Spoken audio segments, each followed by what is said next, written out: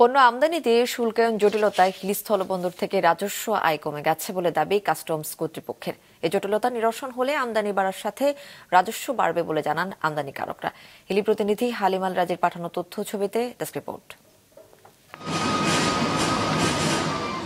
সহজ যোগাযোগ ব্যবস্থার কারণে দেশের দ্বিতীয় বৃহত্তম স্থলবন্দরের মর্যাদা লাভ করে হিলি স্থলবন্দর, কিন্তু কাস্টমস জটিলতায় এই বন্দর দিয়ে অধিক শুল্ক করযুক্ত পণ্য আমদানিতে ব্যবসায়ীদের আগ্রহ কমে যাওয়ায় গেল কয়েক বছর ধরে কমে গেছে রাজস্ব আয়। আমদানিকারকরা জানান, বেনাপোল স্থলবন্দর ও হিলি স্থলবন্দরের কাস্টমসের মধ্যে বৈষম্যমূলক আচরণের কারণে রাজস্ব কমছে।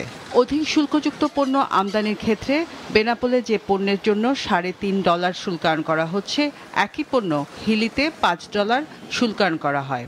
ফলে আমদানিকারকরা এই বন্দর দিয়ে বেশি শুল্কযুক্ত পণ্য আমদানি বন্ধ করে দিয়েছেন। বন্দরের এসব জটিলতা ও হয়রানি কমলে অধিক শুল্কযুক্ত পণ্য আমদানি বাড়বে বলে মনে করেন ব্যবসায়ীরা। এখানে জনবলের শর্ট, এই জনবলের কারণে তারা কভার করতে পারে না।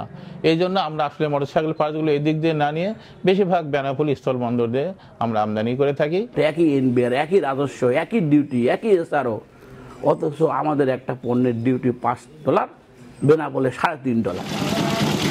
বর্তমানে হিলি বন্দর দিয়ে অধিক শুল্কযুক্ত পণ্যের মধ্যে শুধু কিসমিস ও জিরা আমদানি হয়, অথচ কয়েক বছর আগেও অনেক ফল আমদানি হতো, যা থেকে বিপুল পরিমাণে রাজস্ব আয় করত বন্দর কর্তৃপক্ষ। কিন্তু ট্রাকের চাকা অনুযায়ী শুল্কায়ন প্রথা চালু রাখায় হিলি বন্দর দিয়ে ফল আমদানি বন্ধ রয়েছে। ব্যবসায়ীদের দাবি, এই নিয়ম তুলে দিলে রাজস্ব আয় বাড়ত। ফলে কিন্তু প্রচুর রেভিনিউ, একটা ট্রাকের ডিউটি প্রায় $7 থেকে $7.5 লাখ টাকা, ডলারের কারণে বর্তমানে প্রায় $8 লাখ টাকা। কিন্তু এই যে সরকার যারা করে রাখছে চাকা, দেখা গেছে যে 16 টন, 18 টন, 20 টন উন্মুক্ত করে দিত, যে আমি 5 টন, 6 টন, 7 টন, ডিজিটাল যুগ, স্কেল হবে, 100% ট্যাক্স দেবো, নিয়ে চলে যাবে। এই যে রাষ্ট্র ঘাট থাকতো না। আগামী কয়েক মাসের মধ্যে রাজস্ব ঘাটতি পূরণের আশা করছেন হিলি স্থল শুল্ক স্টেশনের রাজস্ব কর্মকর্তা। শুল্কমুক্ত পণ্য বেশি আমদানি হয় রাজস্ব ঘাটতি রয়েছে বলে জানান তিনি। চাউল, পেঁয়াজ, আলু, মরিচ ডিউটি শুল্কমুক্ত করার কারণে যা আমদানি হয়েছে, কিন্তু আমরা রেভিনিউ পাইনি, যার কারণে আমরা টার্গেট থেকে ফিল আপ হয়নি।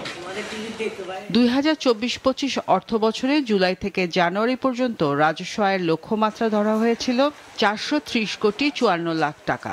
7 মাসে আয় হয়েছে 368 কোটি 16 লাখ টাকা। মাছরাঙা, নিউজ ডেস্ক।